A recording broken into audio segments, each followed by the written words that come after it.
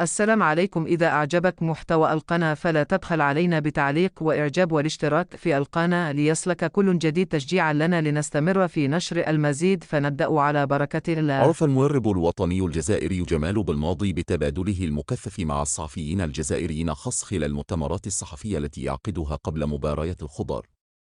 في الواقع أثار هذا الوعي غضب هؤلاء الصحفيين في عدة مناسبات.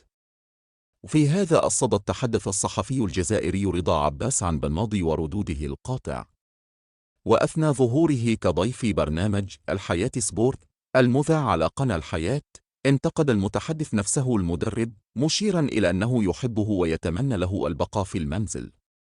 رئيس الجهاز الفني للمنتخب نتفق جميعا على أن بالماضي في عام 2019 جعل الناس يحتفلون بعد فوزه بكأس إفريقيا، وخيب آمال الناس بعد عدم التأهل لكأس العالم وخروجه من الدور الأول لكأس إفريقيا. وكان نريده أن يبقى مسؤولا عن المنتخب، لكن انتقاده لا يعني أن نكرهه. لويس إنريكي في إسبانيا ينتقده جميعا، لكن هل قال يوما إن أولئك الذين ينتقدونه يكرهون بلادهم؟ قال رضا عباس: